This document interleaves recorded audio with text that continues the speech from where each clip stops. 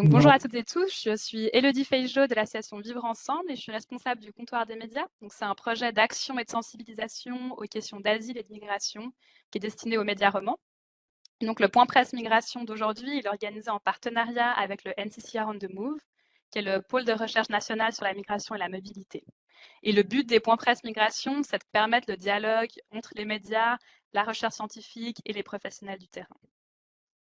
Pour cette 4e édition des points presse migration, on a choisi de traiter des permis S. Donc, le statut de protection S, il a été activé le 12 mars 2022 et le moment semble venu de mieux comprendre un peu les spécificités de ce type de permis, mais aussi les défis qui y sont liés, y compris en termes d'intégration professionnelle. Et si le point presse d'aujourd'hui vous donne envie d'en apprendre plus sur les permis S, n'hésitez pas à vous inscrire. Donc, je vais juste partager mon écran. Il y a une conférence qui est organisée par le NCCR on the Move. Est-ce que vous voyez mon écran? Ok, voilà, pardon. Donc, il y a une conférence qui est organisée le 15 mars à Berne, donc une table ronde, personnes réfugiées d'Ukraine en Suisse, quels défis et leçons après 2 ans. Il y aura 3 panels thématiques, donc un sur l'intégration dans le marché du travail, un sur l'hébergement privé et un sur les spécificités et les défis du statut S, avec notamment Cézla Amarel, qu'on a le plaisir aussi d'accueillir aujourd'hui. Donc voilà, n'hésitez pas à vous inscrire, vous pouvez scanner le QR code. Et sinon, sans plus attendre, je pense qu'on va commencer. Donc, je laisse la parole à Marie Vieumier, qui est journaliste parlementaire pour les radios régionales romandes, qui va introduire les intervenantes et modérer la discussion d'aujourd'hui. Merci. Voilà, alors bonjour tout le monde, bienvenue à cette discussion sur le statut S. Donc ça fait 2 ans que le statut S a été activé, c'est un bon moment pour faire le bilan et voir un peu les défis à venir qui s'annoncent avec un conflit qui dure et c'est un sujet qui intéresse beaucoup les journalistes. On en parle aussi beaucoup au Parlement lors des sessions. Donc voilà, vraiment un sujet d'actualité. Aujourd'hui, pour en parler avec nous, on a donc Cézla Amarel, qui est professeure à la faculté de droit de l'Université de Neuchâtel, et puis Amélie Cittadini, chef de service permis S à l'Hospice général à Genève. Donc je vais leur donner la parole aux deux qui feront chacune une courte présentation et ensuite vous pourrez poser des questions à nos 2 experts ou aussi à Vivre Ensemble et au NCCR on the Move si vous en avez. Pour les questions, par la suite, vous pouvez soit écrire dans le chat, soit lever une main, une main vidéo, une main virtuelle. Il y a une petite main en bas à côté du smiley. Et puis, je vous donnerai la parole à tour de rôle. Je vous propose qu'on commence avec la présentation de Cézla Amarel. Je vous laisse la parole. On vous entend pas, il faut réactiver le son. Voilà, merci beaucoup Madame Vieumier merci pour cette invitation. Je vais, si tout va bien, voilà, vous partager ces brefs slides qui concernent en fait le statut S et puis le cadre juridique et un peu les défis. Puisque ensuite on entendra une intervention justement de Madame Cittadini sur les volets plutôt intégration. Donc moi, je vais me focaliser essentiellement sur l'explication un peu de ce statut S sur le plan juridique, sur son cadre juridique et sur quelques défis, y compris politiques, pour essayer de sortir aussi de ce statut temporaire. Alors, peut-être que vous le savez sûrement déjà, nous sommes au niveau de l'architecture des protections. Je vous rappelle, je suis juriste en fait, je suis professeur ordinaire à l'université de Neuchâtel et j'ai eu l'occasion de travailler sur le statut S, y compris en allant du côté de la Pologne et du côté de la Turquie, surtout en Turquie où justement on a déjà pratiqué ce qu'on appelle en droit européen la protection temporaire, ce qui est le statut S en droit suisse et qui justement qui avait été mise en application pour les Syriens à l'époque de la crise de 2015. Donc ils ont une grosse expérience de ce qui se passe avec les statuts S. Et justement, je trouve que c'est un sujet très important aujourd'hui parce que il remet un tout petit peu en jeu les équilibres de la protection internationale. Vous le savez sûrement, la grosse protection en droit d'asile classique, c'est la protection statutaire. C'est celle qui relève de la Convention sur le statut de réfugié de la Convention de Genève. Et à côté de cela, parce que les États occidentaux ont eu une interprétation assez stricte, en fait, de la notion de réfugié, parce qu'il fallait être persécuté individuellement, d'abord par un agent étatique, et puis ensuite, il fallait une procédure individualisée très stricte. Eh bien, on a développé la protection subsidiaire, qui est une protection plutôt pour les réfugiés de guerre, et c'est, disons, plus ou moins l'équivalent de ce qu'on appelle, nous, les admis provisoires, les permis F. Et puis à côté, il y a ce qu'on appelle aujourd'hui la protection temporaire, ce qui est le statut S, en fait, en Suisse, et qui est une protection relativement nouvelle, qui a 20 ans, et la Suisse l'a mise en place avant même l'Union européenne, puisqu'elle l'a mis en place en 1998, alors que l'Union européenne l'a mise en place en 2001 avec quelques différences. Juste pour revenir très rapidement sur ce qu'est le statut S. Le statut S, c'est un mécanisme d'urgence, de protection immédiate, exceptionnelle et de durée limitée qui a été développé en Suisse après les conflits en ex-Yougoslavie à la fin des années 90. Et l'Union européenne en a fait de même en 2001 avec la directive qu'on appelle 2001-55. C'est un peu barbare, je sais, mais c'est comme ça qu'on l'appelle. C'est la directive afflux. Qui est une directive importante aussi, qui a quelques différences avec notre statut S. Les sources, vous les connaissez, les prérequis sont deux. D'abord, il faut un afflux massif, c'est-à-dire que le Conseil fédéral, l'exécutif doit constater qu'il y a un afflux massif. Et deuxième prérequis, il faut une guerre ou bien une situation de violence généralisée. La doctrine en droit est perplexe sur est-ce qu'on peut augmenter en fait le champ d'application au changement climatique. Ça, c'est encore une autre histoire. Certains disent que oui, d'autres disent que non. En tous les cas, s'agissant, par exemple, des effondrements économiques, des mouvements de population mixtes, on ne prévoit pas d'appliquer ce statut S pour ce type de cas. Et deux éléments encore importants. Le but de ce statut S, c'est d'éviter l'engorgement du système d'asile, de fournir une protection à un groupe sans examen individualisé trop important. Et puis, autre enjeu important, c'est qu'il faut absolument une solution harmonisée entre les États parce que sinon, évidemment, vous avez un risque d'appel. Dès que vous changez quelque chose dans un pays, évidemment, ça peut avoir des effets sur les autres pays. Je ne vais pas revenir trop en détail sur les critères d'éligibilité. Sachez néanmoins qu'en droit, il y a une tension assez forte entre le secrétariat d'État aux migrations et le tribunal administratif fédéral sur toute une série d'enjeux qui concernent le statut S. Une des premières tensions, un des premiers sujets de tension, ça a été justement les personnes éligibles, qui étaient éligibles. Le tribunal administratif fédéral a rendu des arrêts importants, notamment concernant les binationaux. On peut pas, il y a ce qu'on appelle le principe de subsidiarité. Évidemment que si vous trouvez une protection dans votre deuxième pays de nationalité, on va privilégier ce deuxième pays. Par contre, sur des éléments importants concernant les besoins de protection, c'est-à-dire des personnes non ukrainiennes, mais qui avaient des permis de séjour en Ukraine et qui arrivent en Suisse, l'étude en fait du besoin de protection doit se faire de manière soignée. Et ça, c'était des éléments qui ont été importants à rappeler de la part du tribunal administratif fédéral. Autre sujet de tension entre le secrétariat d'État aux migrations et le tribunal administratif fédéral, ça a été les questions procédurales, parce que, disons, il y a eu des mises en application très rapides, notamment concernant les délais de recours. Quand le SEM refuse une protection S, il était question de mettre en place un délai de recours de 5 jours. Le tribunal administratif fédéral a rendu une décision de principe l'année passée pour insister sur le fait que c'est des délais de recours de 30 jours et non de 5 jours.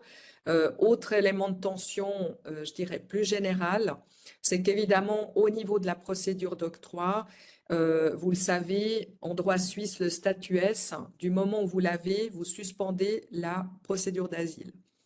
Et là, ça pose un certain nombre de questions, d'autant que quand vous obtenez le statut S, eh bien, cette décision d'octroi n'est pas contestable. Vous ne pouvez pas aller en justice pour demander autre chose que ce statut S. Donc, certains juristes et constitutionnalistes considèrent qu'il y a des tensions avec juste l'état de droit. L'article 29A de la Constitution, on pourra en venir plus tard. Je vous le disais, un des points questionnants, c'est le fait qu'il y a une priorité à la procédure d'octroi du statut S. On dit que la procédure d'asile est exclusive.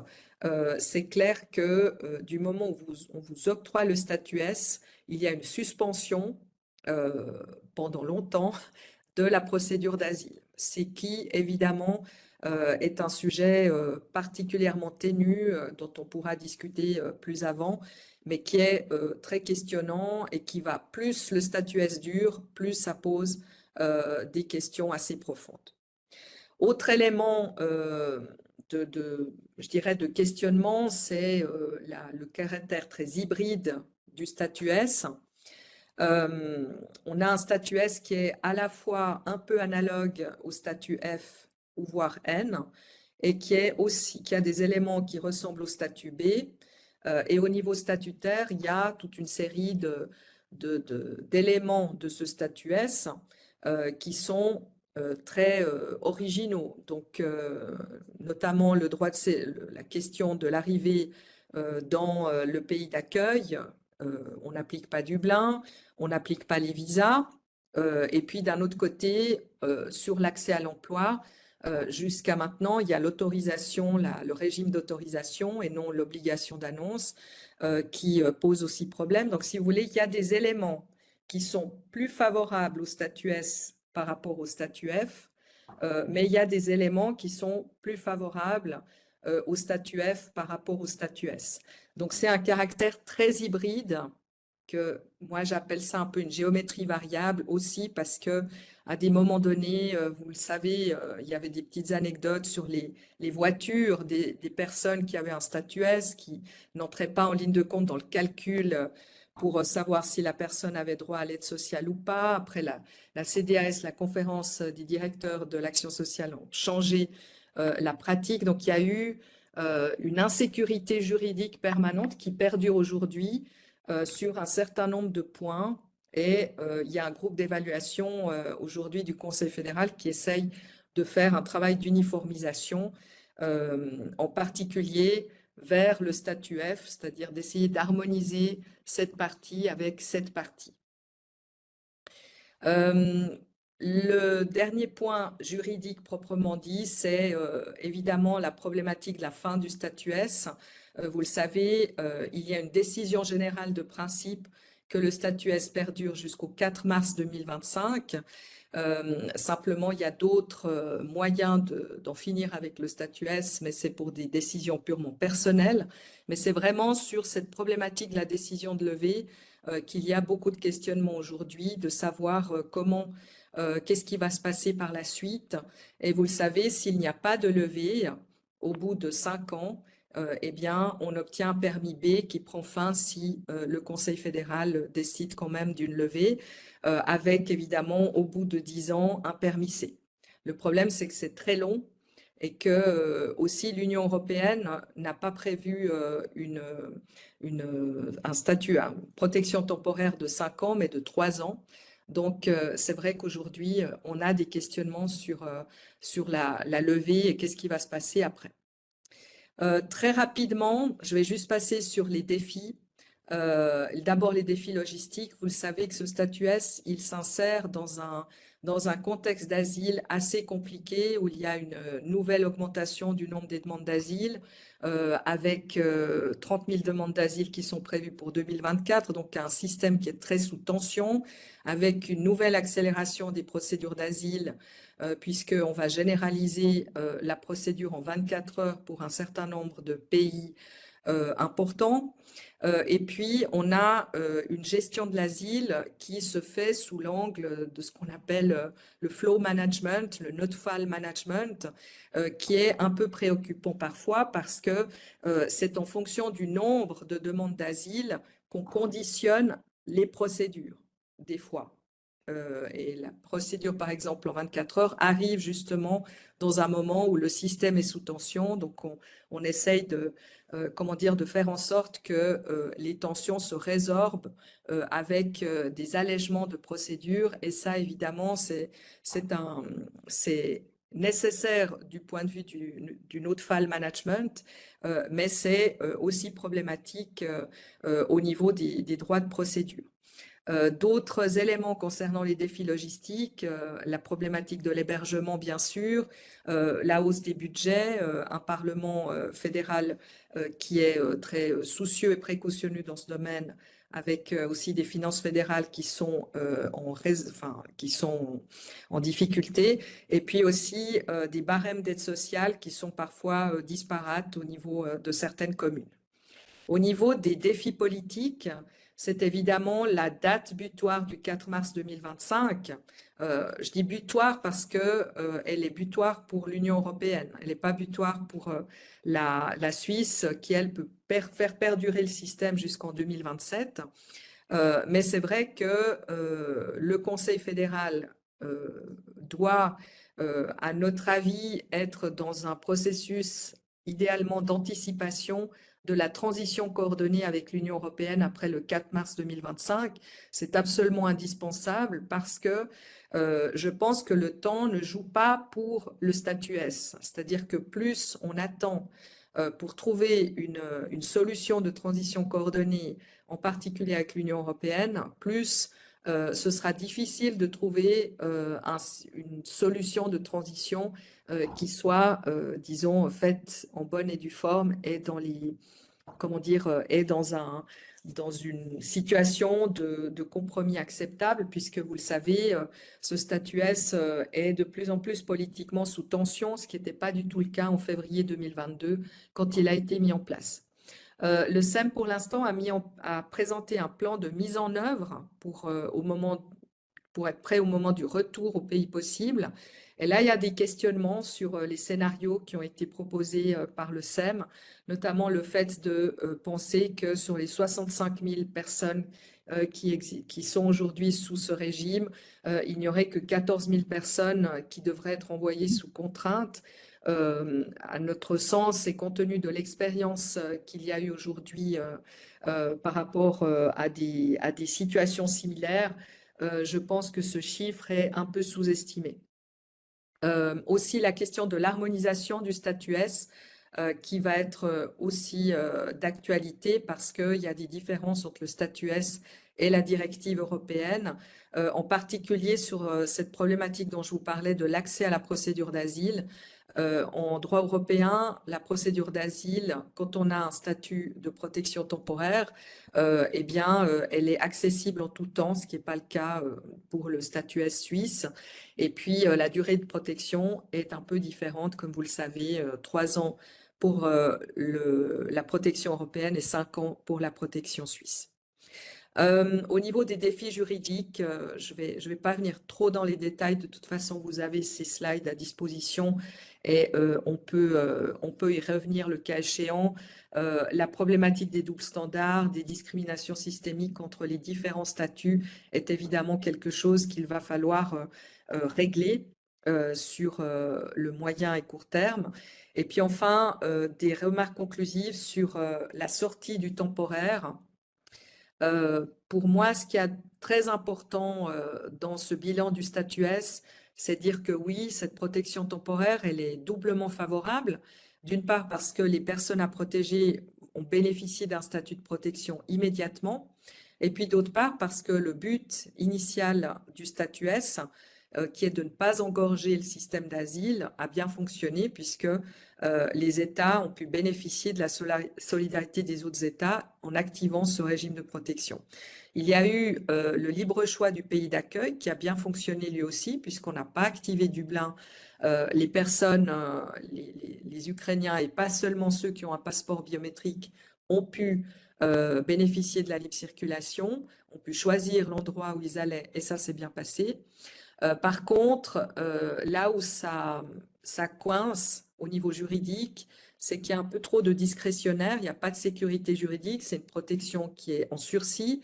qui a besoin de clarification dans un certain nombre de domaines, comme l'accès à la procédure d'asile, comme le fait de pouvoir avoir accès à un tribunal quand on a une décision d'octroi, notamment du statut S. Il y a la question de l'harmonisation avec la directive européenne, il y a le lissage des disparités entre statuts, il y a le fait que le statut S ne peut pas être un substitut à l'asile, qu'il faut permettre aux gens, surtout maintenant qu'on a 65 000 personnes, de pouvoir accéder à la procédure d'asile si elles le demandent. Et puis enfin, du point de vue encore plus macro, je dirais qu'il faut se mettre d'accord sur une approche commune avec l'Union européenne. Je sais que l'Union européenne travaille en ce moment là-dessus, mais ils n'ont pas réussi à se mettre d'accord. Il faut trouver le moyen de dire que oui, il faut un statut formel sur le moyen terme pour ces personnes, et qu'il faut agir parce que sur l'expérience qu'on a par rapport à la Turquie, qui a utilisé la protection temporaire à large échelle, puisqu'elle, c'était 4 millions de personnes en protection temporaire, ils se sont rendus compte qu'il ne fallait pas attendre trop de temps pour leur trouver des solutions durables. Sinon, il y a un vrai risque au niveau de l'intégration, mais je pense qu'on y travaillera, on y discutera plus avant. Enfin, pour terminer, j'aimerais juste dire que, à mon avis, ce qui nous attend, c'est d'abord un débat sur l'accès à la procédure d'asile, parce qu'il faut respecter la hiérarchie des protections et l'universalité du droit d'asile là-dessus. Il faut permettre aux gens qui le souhaitent de pouvoir accéder à cette procédure d'asile.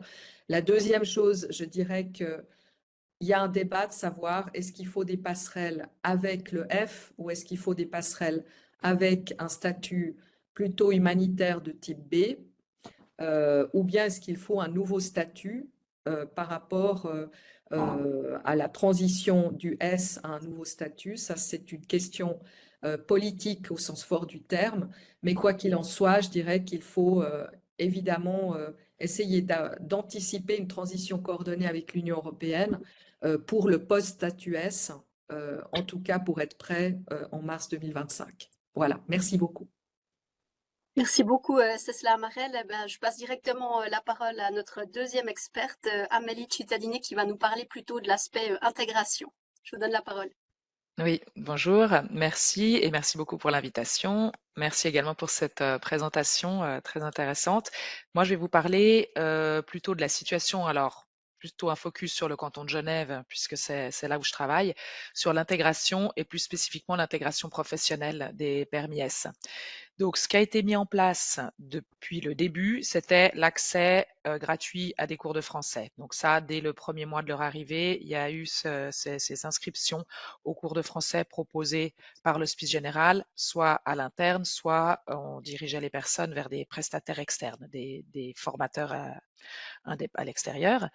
Et puis, le but, c'était d'atteindre un niveau A2 à l'oral et A1 à l'écrit, avec le passage d'un test, le test FIDE, pour faire valider le niveau de français.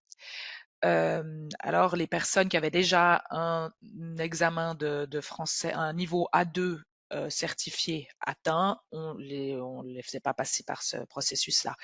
Et puis à la fin de on a mis en place en fait au bout d'un an. Donc la première année, ça a été ça, la première mesure qu'on a mis en place et peut-être un peu la seule mesure, avec aussi une collaboration avec le chômage. Les personnes, on les orientait aussi vers l'Office cantonal de l'emploi sans être indemnisées vu qu'elles n'avaient pas pu cotiser, mais pour avoir accès à des offres d'emploi et à certaines mesures ou formations.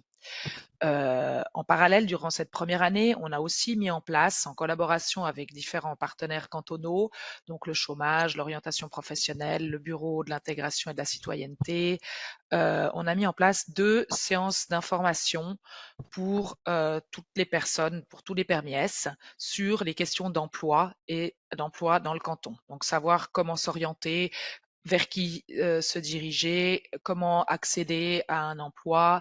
Enfin, on avait donné pas mal d'informations là-dessus. Et avec aussi des questions, on pouvait répondre à leurs questions et leur donner accès à toutes ces informations concernant l'emploi. Ça a eu pas mal de succès, donc on a senti une population qui avait envie de travailler et qui était intéressée par ça. Au bout d'un an, on a vu quand il y a eu la prolongation du permis S, on s'est dit qu'il faudrait aussi donner accès à d'autres mesures et c'est là où on a mis en place un processus, donc à la fin du niveau de français de A2 atteint, on les oriente vers un partenaire externe qui va faire un mini bilan de compétences, un mini bilan, et qui nous permettra après à l'interne de pouvoir orienter et accompagner les personnes vers des formations, des mesures, des stages et de l'emploi au final. Voilà, donc on en est là actuellement. Et puis, donc il y a eu en parallèle cet objectif qui a été fixé par le SEM que 40% des permis S devraient être insérés professionnellement d'ici fin 2024. Donc là, ça a donné une sorte un peu de pression au canton et aussi je pense aux bénéficiaires de permis S. Mais du coup, les cantons, on devait se dire, qu'est-ce qu'on peut faire de plus? Donc, à savoir que là, fin décembre, le taux d'emploi des permis S en Suisse était de 21,6%. Donc, par rapport aux 40%, il y a encore un petit peu de marge. Et puis, alors Genève, on se retrouve avec un taux à 9,9%. Donc, on s'est posé des questions de savoir comment faire mieux. On a quelques pistes, mais il y a aussi des freins dont je vais vous parler. On a vu aussi que les cantons alémaniques, donc ça c'est les statistiques du SEM, hein, les cantons alémaniques ont un plus fort taux d'insertion. Donc là, ça pose aussi des questions de savoir comment sont recensés les chiffres ou comment on communique les données, ou est-ce qu'il y a des mesures mises en place plus efficaces dans certains cantons. Alors, les obstacles à l'emploi de façon générale, il y a la question de la notion provisoire du statut S, hein, qui pourrait freiner les employeurs, mais ça peut être pareil avec d'autres statuts, donc typiquement le permis F également. Est-ce que les emplois ne correspondent pas à la demande aux formations effectuées par les permis S? La question des reconnaissances de diplômes, est-ce facile ou pas? Donc on a vu que c'était pas toujours évident. Il y a l'exemple des médecins qui peuvent pas pratiquer avec leur diplôme. Il y a des cas, le nombre peut-être de cas médicaux aussi qui n'ont pas accès, donc cas médicaux physiques ou psychiques qui ne sont pas aptes à accéder au marché de l'emploi pour l'instant. Il y a aussi un nombre de femmes importantes avec des enfants en bas âge. Ça, c'est la typologie des personnes qui viennent. Est-ce que les personnes sont aussi disponibles psychologiquement, psychiquement pour accéder à un emploi tout de suite, immédiatement? Donc, il y a des personnes qui sont là maintenant depuis 2 ans, mais il y en a qui continuent à arriver. Et c'est vrai qu'il y a la notion de temps, de temporalité, qui est variable à chaque personne. Elles ne peuvent pas forcément tout de suite mettre toute leur énergie pour rechercher un emploi. On sait que ça demande de l'énergie. Et puis, il y a la question importante qui a été soulevée par Cesla auparavant de cette demande d'autorisation de travail à faire par l'employeur qui prend du temps, même pour des stages et des stages non rémunérés. Donc, on a une réponse entre 4 à 6 semaines après le dépôt de la demande et on a vu qu'il y avait parfois pas mal d'allées et venues, de questions supplémentaires, même pour des stages. Donc on voit que c'est un problème et c'est un frein, notamment pour les agences temporaires. On avait mis en place des collaborations avec certaines agences de placement qui nous ont dit que c'était un problème pour eux quand ils avaient besoin de placer quelqu'un tout de suite, ils n'avaient pas l'autorisation. Et puis aussi la notion on a constaté qu'il y avait les personnes en provenance d'Ukraine avaient pas mal l'habitude de travailler comme indépendants et qui souhaitaient aussi parfois pouvoir travailler à titre indépendant et que ça, c'était aussi assez compliqué en Suisse et à Genève d'accéder à ce statut d'indépendant. C'est pas aussi facile que ce qu'ils avaient imaginé. Voilà, donc les pistes maintenant qu'on pourrait explorer pour faire mieux, pour atteindre ou s'approcher un peu d'un chiffre plus élevé, voire les 40%.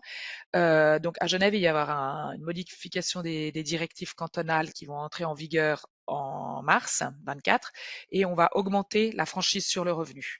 Donc ça pourrait être un élément, on verra, on va évaluer, voir comment est-ce que ça pourrait inciter plus de personnes à travailler, parce que c'est vrai que jusqu'à présent, il y avait une franchise de 500 francs pour un travail à 100%. Donc, et puis ils avaient de la peine à comprendre ce processus. Donc certaines personnes disaient ah ben non, ben, je renonce à mon emploi pour pouvoir bénéficier de certaines aides cantonales. Donc là, l'augmentation de la franchise, on verra les effets. On souhaitait faire aussi un sondage auprès des bénéficiaires pour voir pour eux quels étaient leurs freins à l'emploi. Il y a la notion, peut-être que certains cantons ont appliqué ça, je ne sais pas, de sanctions pour non-participation à des cours ou à des mesures. Nous, pour l'instant, on n'a pas souhaité le faire à Genève. On est plus dans un encouragement, dans une explication d'expliquer le contexte de l'emploi à Genève plutôt que de sanctionner des personnes qui refuseraient de s'inscrire à un cours. Et puis, on va engager un chargé de projet pour des mesures d'insertion professionnelle, donc il pourra faire le lien avec les employeurs, expliquer aussi, refaire un peu de publicité peut-être auprès des employeurs sur les permis S et sur les conditions. Voilà, et puis de travailler aussi en collaboration avec tous les partenaires cantonaux. Parce que c'est vrai que c'était nouveau, hein, ce permis S pour tout le monde, donc on a tous dû se poser des questions, de savoir comment faire, à quoi ils avaient accès ou pas, et donc poursuivre cette collaboration, donc avec le chômage, avec les différents partenaires, et puis de déterminer le rôle de chacun voilà, pour pas travailler tout seul ou chacun individuellement. Voilà pour ce que je pouvais vous dire en gros.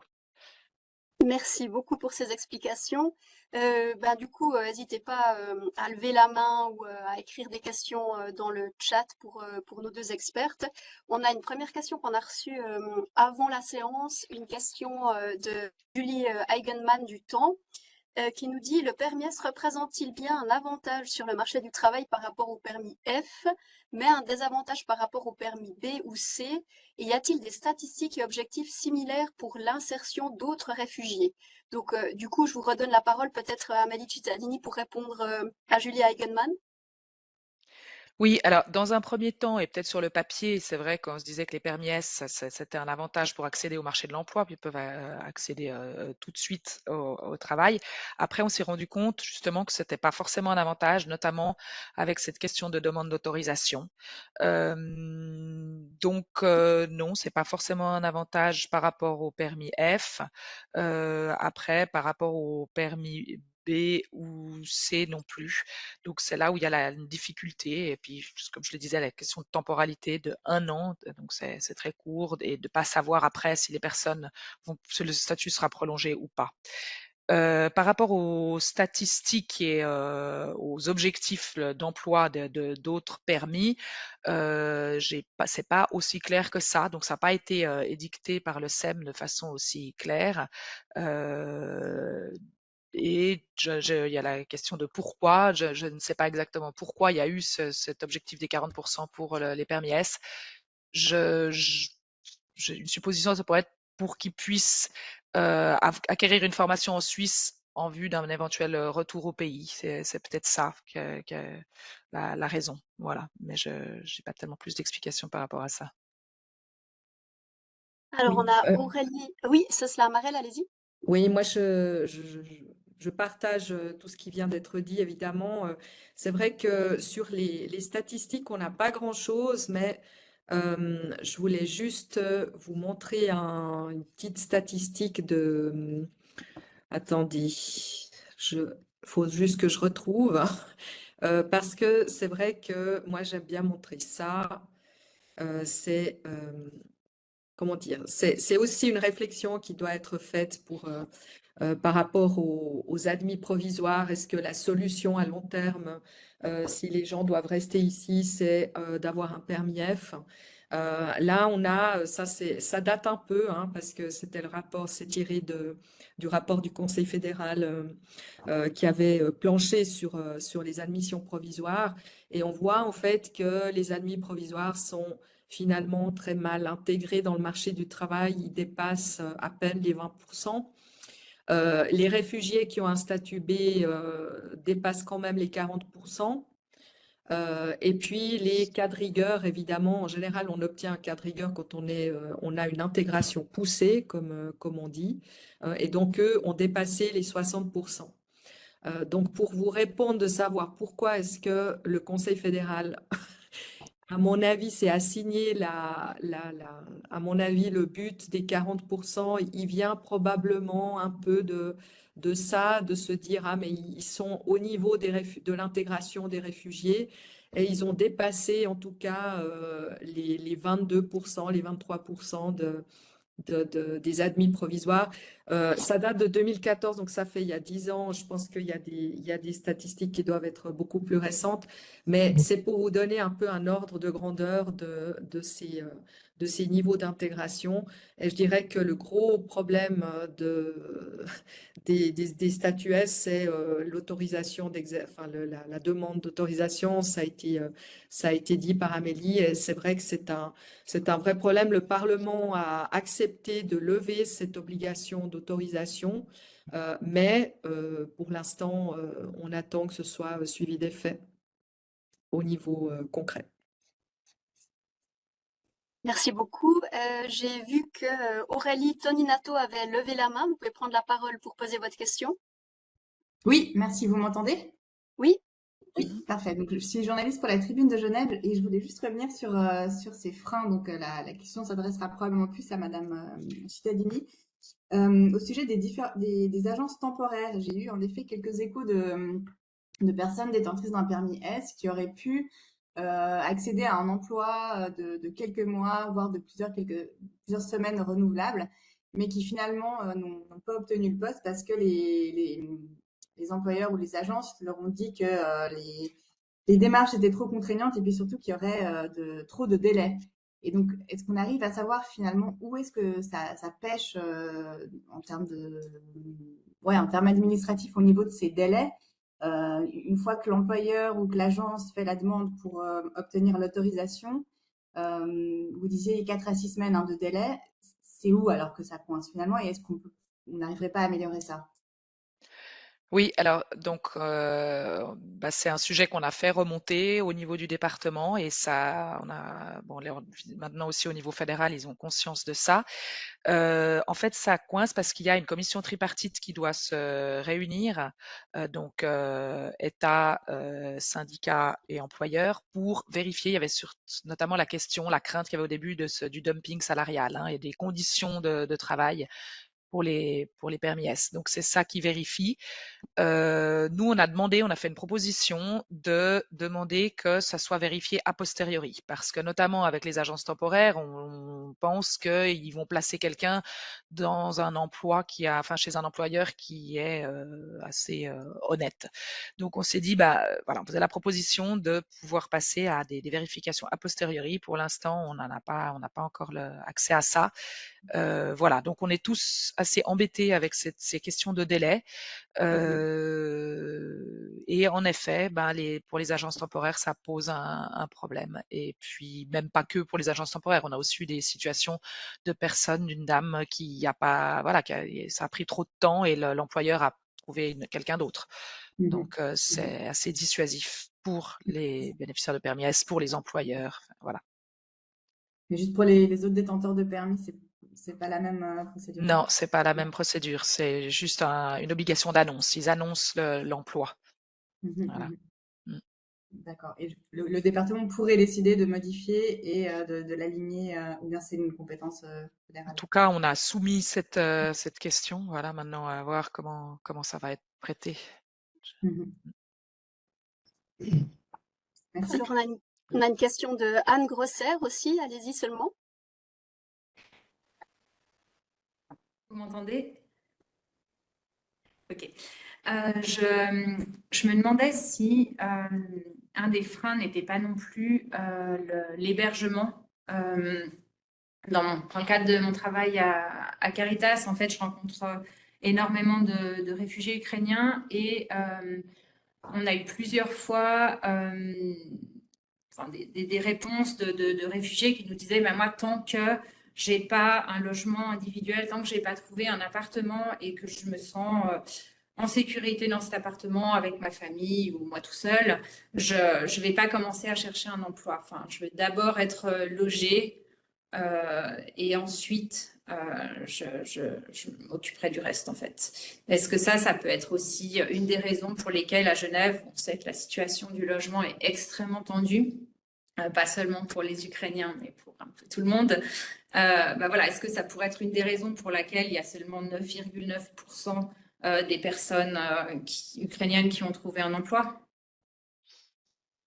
Oui, en effet, ça peut être une raison, tout à fait. C'est clair qu'on sait que le fait d'avoir un toit stable, une situation stable de logement permet de se projeter dans autre chose. C'est un des premières conditions vitales. Donc, c'est vrai. Et en effet, à Genève, alors les personnes sont logées dans des hébergements collectifs.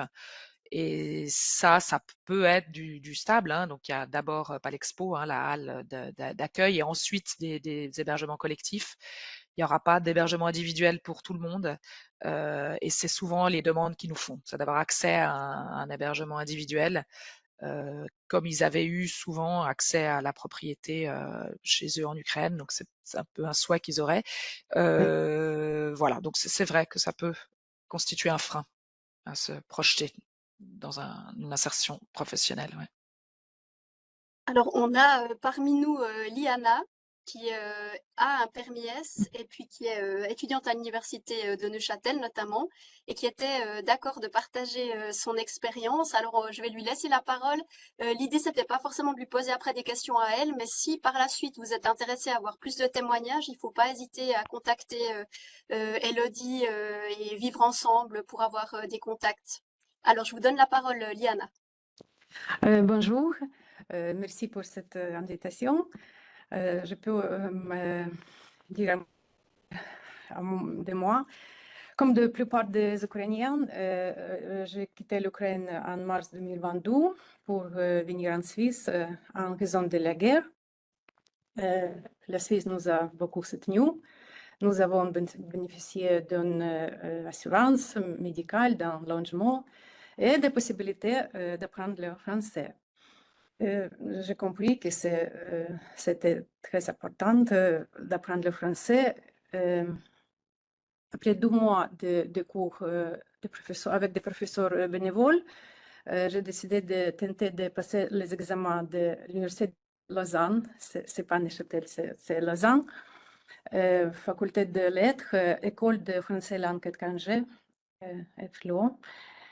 Et j'ai maintenant réussi mes examens et commencé le semestre de printemps de ma 2e année. Pour apprendre une langue étrangère, les pratiques est très important. Et c'est pourquoi j'ai décidé de faire un stage à Bois d'Exil. Ce n'est pas facile, bien sûr, parce que je dois le faire en parallèle avec mes études universitaires. Mais ça va. Si nous sommes motivés, cela nous donne de la force. Autrement, pourquoi le stage à Voix d'Exil m'intéresse-t-il? Je suis journaliste et j'ai travaillé dans cette spécialité tout au long de ma vie professionnelle. J'étais éditeur et rédacteur en chef de plusieurs magazines en Ukraine. Et à Voix d'Exil, je peux exercer plusieurs activités à la fois en tant que journaliste. Écrire des articles, faire des reportages, réaliser des podcasts audio. Malgré les difficultés liées à la langue française, bien sûr, il s'agit d'une expérience très précieuse. Je remercie mes collègues pour leur soutien. Jusqu'à présent, je ne cherchais pas de travail car je me concentrais seulement sur l'apprentissage du français. J'aimerais travailler comme journaliste en Suisse, mais pour cela, je dois améliorer, bien sûr, mon français. Ou bien, j'aimerais organiser un nouveau magazine pour les Ukrainiens. Cela aiderait les Ukrainiens à s'intégrer et à créer une plateforme pour publier des informations pertinentes et partager des opinions. Merci beaucoup, Yana, pour avoir partagé cette expérience avec nous. C'est toujours bien d'avoir des gens aussi qui sont directement concernés par les thématiques. Merci Euh, à vous. On avait aussi une question qu'on a reçue à l'avance de Loretta Cuff de l'IFPD qui concerne justement la question des cours de français, qui nous dit qu'il y a beaucoup de personnes avec le permis S qui n'ont pas encore de niveau de français suffisant, mais qui n'ont pas forcément envie de continuer à suivre des cours de français parce qu'elles préféraient travailler ou faire des stages. Alors, quelles sont les opportunités qu'il y a pour ces personnes qui ont peut-être pas encore vraiment des très bonnes connaissances, mais qui aimeraient quand même avoir un stage, avoir une expérience plus sur le terrain? Ouais, donc Amélie Cittadini, je peux peut-être. peut-être répondre, oui. Donc en effet, enfin, on pourrait donner accès à des stages et à des formations pour des personnes qui n'ont pas forcément un niveau de français, mais par contre, on se rend compte qu'il faut quand même un niveau minimum pour pouvoir comprendre ce qui se passe dans l'entreprise ou dans le lieu de stage, parler avec des collègues, lire des explications. Voilà, donc on est quand même un petit peu coincé avec un niveau de français minimum.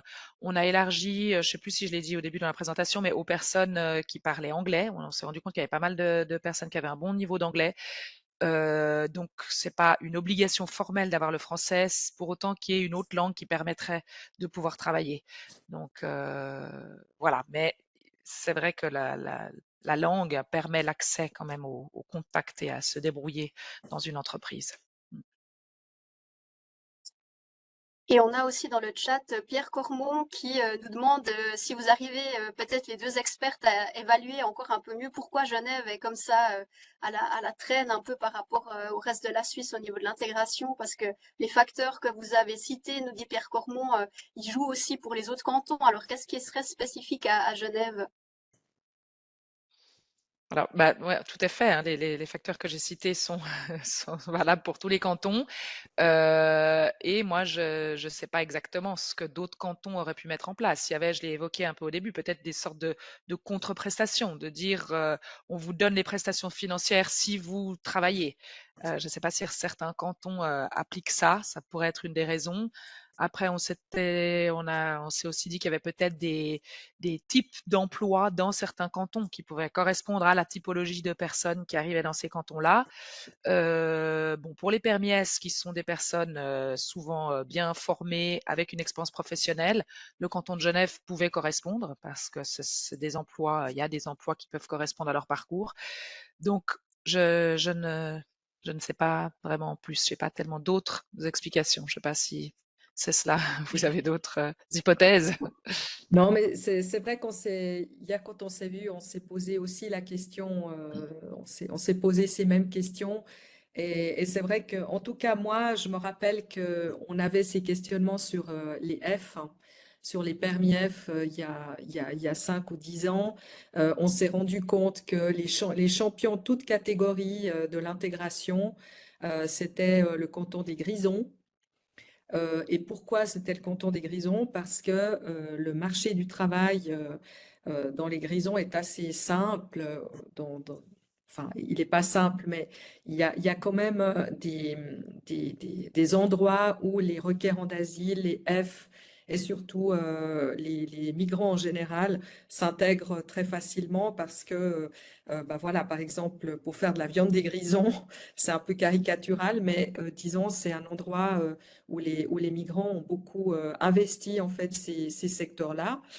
Et c'est clair que le canton de Genève, comme l'Arc lémanique, ce sont des cantons où c'est un canton où il y a une forte, il y a beaucoup d'économies de services, où il faut savoir la langue, où il y a aussi beaucoup de numérisation, etc. On sait que la population ukrainienne est fortement et bien qualifiée, mais c'est vrai que je pense que ça doit prendre un peu de temps. Et puis, il ne faut pas oublier non plus que, de manière plus générale, on n'a pas les mêmes populations qu'on a eues pendant les guerres en ex-Yougoslavie. C'est des profils sociologiques différents, mais c'est aussi beaucoup plus de femmes et d'enfants. Et c'est clair que sur ce plan-là, je pense que l'intégration Elle est non seulement différente, mais elle peut aussi être un peu plus lente parce que, évidemment, il y a des questions en lien avec les gardes d'enfants. Il y a toute une série de choses qui doivent être questionnées. Merci beaucoup. Alors, on a une question de Valérie Favé de Keystone ATS.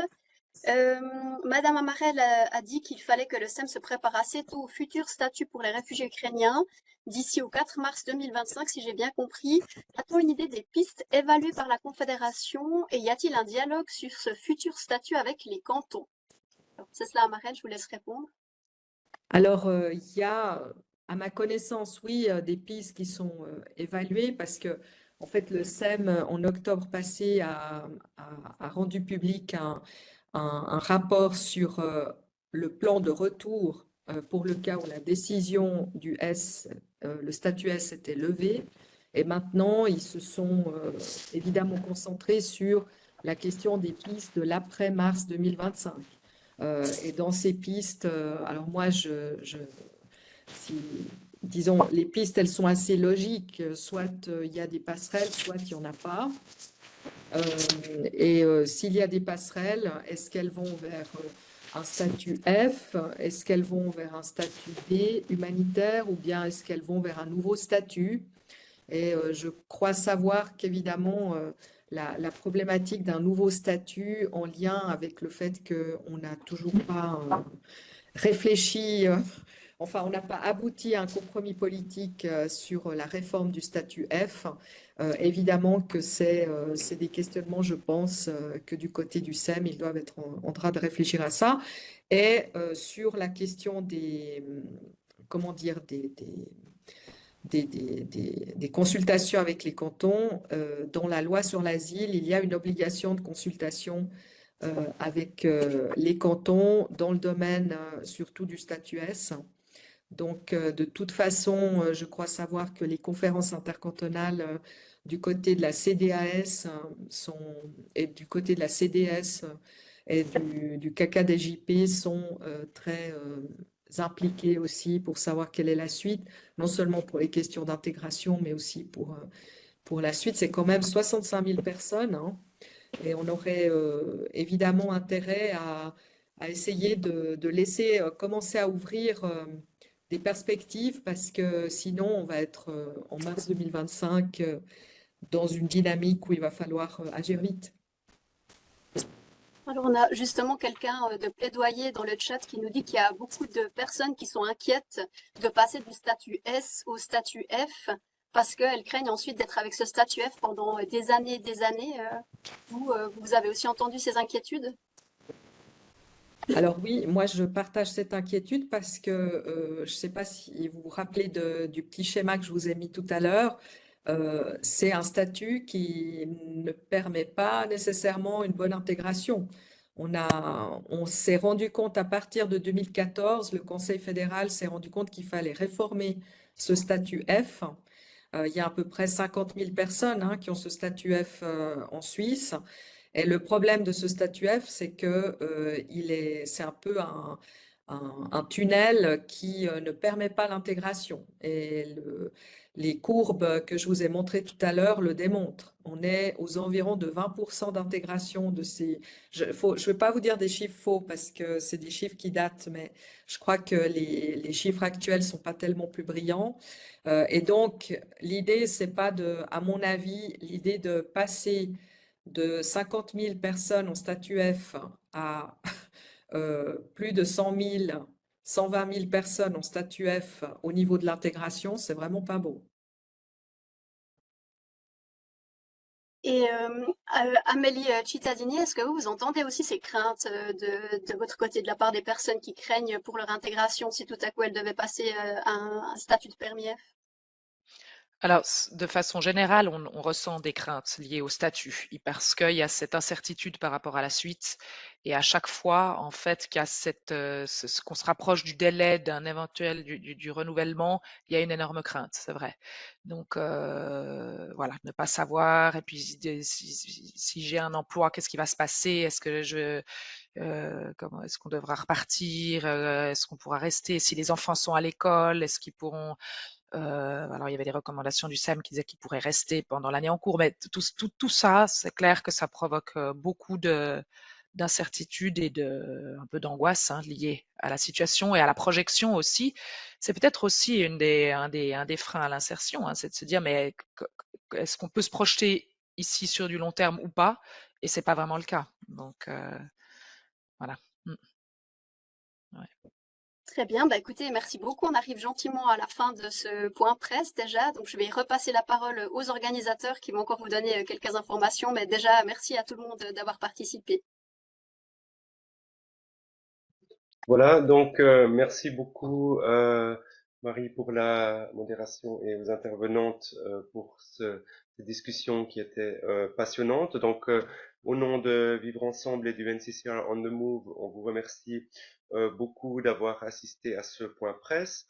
Et donc nous voulons juste vous rappeler encore une fois que si vous êtes intéressé aussi à continuer la discussion, il y aura cet événement que le NCCR On the Move organise avec le bureau du HCR pour la Suisse et les Liechtenstein le 15 mars à Berne, voilà, pour un peu après 2 ans après l'arrivée des personnes réfugiées ukrainiennes en Suisse, voir quels sont les défis et leçons, où nous continuerons le débat aussi sur justement le statut S avec Cécile Amarel et d'autres intervenantes et intervenants, mais aussi sur l'intégration dans le marché du travail et l'hébergement privé. Donc vous êtes les bienvenus et vous pouvez trouver le programme et le lien pour vous inscrire avec le QR code ou sur le site du NCCA On the Move. Voilà aussi, si vous êtes intéressé à en savoir plus sur ce sujet ou d'autres sujets en lien avec l'asile et l'immigration, vous pouvez aussi bien entendu contacter Vivre Ensemble à l'adresse qui s'affiche ici ou le NCCR On the Move auprès de notre responsable de communication qui peut aussi vous envoyer vers les chercheurs appropriés selon le sujet qui vous intéresse et aussi les adresses voilà des deux experts que nous avions aujourd'hui.